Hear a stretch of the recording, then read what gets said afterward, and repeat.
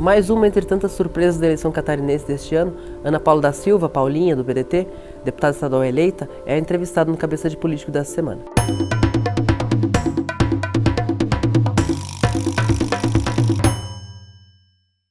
Deputada, a senhora foi prefeita de Bombinhas, que é uma cidade de 20 mil habitantes, e teve quase 52 mil votos. Como é que explica com essa base tão pequena, ter essa votação que levou a senhora a ser a quinta mais votada?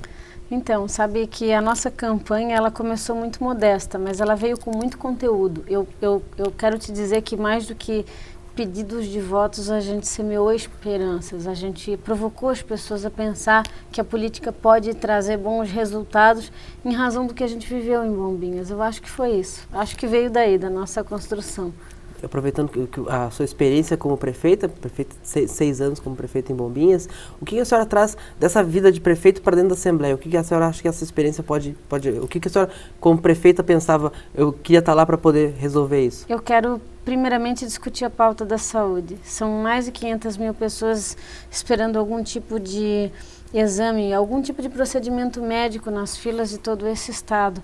A gente tem situações críticas na malha viária, em todas as regiões, enfim, a gente tem problemas crônicos que o estado não assume. E eu sei que isso só será resolvido se a gente tiver uma mudança de postura na condição orçamentária, no gasto público, que precisa haver uma redução. E aí eu não estou falando de pequenas coisas. Assim, dizer, eu tenho 1.200 cargos em comissão e vou reduzir para 200. É uma balela esse discurso. E eu já te digo por quê. Porque a gente representa menos de os cargos em comissão representam 1% da folha de pagamento do Estado. Tem outros privilégios que precisam ser revistos, entende? Outros tipos de despesa pública que a gente precisa atacar para reunir esforços e, enfim, atender as demandas das pessoas. A senhora poderia citar um desses gargalos aí, Olha, a gente tem uma gratificação concedida para um grupo de servidores que é a título de auxílio combustível, que soma 45 milhões por mês ao Estado de Santa Catarina. E não é para deputados, e não é para secretários de Estado, é para servidores. Eu quero dizer para ti que os privilégios estão por todos os lados. Tem muita coisa que eu acho que pode economizar recursos para atender a vida fática das pessoas. Resumidamente, as pessoas estão de saco cheio de político arrumadinho, de discursinho bonitinho e fácil, convincente, que na prática não muda a vida delas. Elas querem vaga de creche, elas querem alternativa de trabalho, elas querem saúde pública, e para isso não é a Paulinha. A gente tem que fazer um conjunto, um grupo de pessoas trabalhando pelo bem comum. Por isso que eu quero ajudar o novo governador. A senhora citou uma promessa específica do candidato a governador Gelson Merizio, que era o candidato da coligação que a senhora integrava, mas a senhora tinha resistências a essa coligação, né? Mas eu o apoiei, eu quero deixar isso claro. Gelson Merizio foi o nosso candidato a governador e até pela condição ética do partido, né, foi o candidato que não... Mas nem todas as propostas que ele apresentava eu concordava. Essa era uma delas. Uma outra proposta também que veio à tona da modernização do Detran. A modernização é importante, mas a que custo, a que preço? Qual é o benefício real para a população? Qual é a garantia da contraprestação de serviço efetiva e eficiente? Algumas questões evidentes que a gente divergia. Ela disse que vai apoiar o governador Carlos Moisés, ou essa vai ser a postura do PDT ou a postura pessoal? A postura do PDT e a minha será uma postura de independência. Nós não vamos compor o governo, evidentemente, nem temos essa pretensão, mas também não estamos na Assembleia para fazer o papel de flanco atirador. Nós precisamos que o Estado dê certo. Este homem acaba de chegar, ele precisa de ajuda absolutamente de todos. A oposição, ela não... Esse negócio de... É outro pensamento que eu trago para ti, tá? Esse negócio de oposição e situação, pela conveniência partidária, já deu, já era, é do século passado.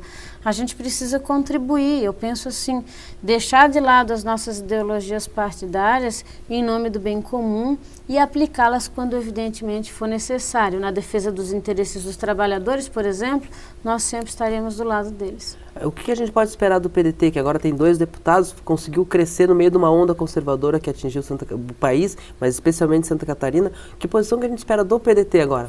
A posição de clareza, de independência e de unidade. Eu e o Rodrigo já conversamos, a gente pretende trabalhar de forma cooperada, mas a gente é uma pequena força. Imagine, nós somos 2 deputados de 40.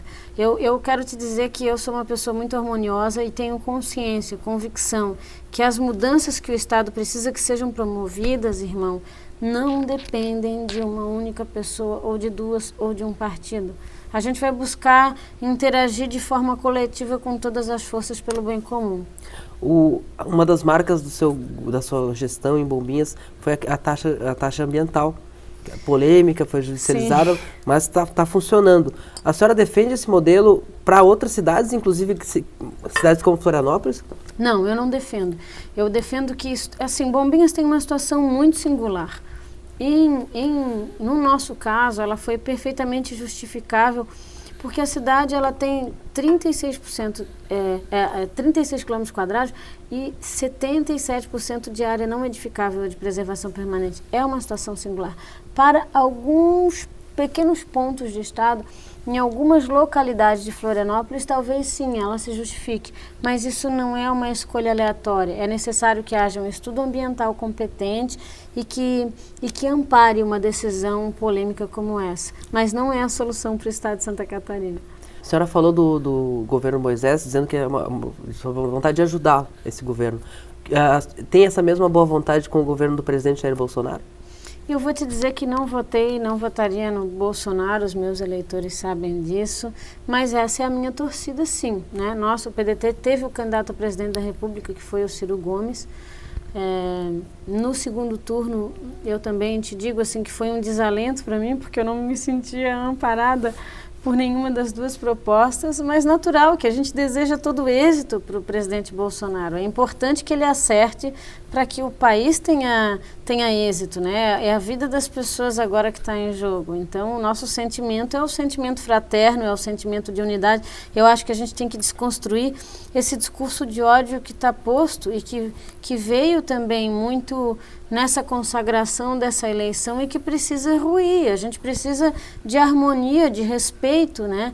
E a gente vai, obviamente, dentro da nossa condição, lutar para que essas formas de entendimento, elas frutifiquem aí nos próximos anos. Uma coisa que me chamou a atenção na sua campanha é que a senhora é representante do PDT, um partido de centro-esquerda, e recebeu doação do ex-senador, ex-governador Jorge Bornhausen, que é um ícone da direita catarinense. Como que se deu essa relação?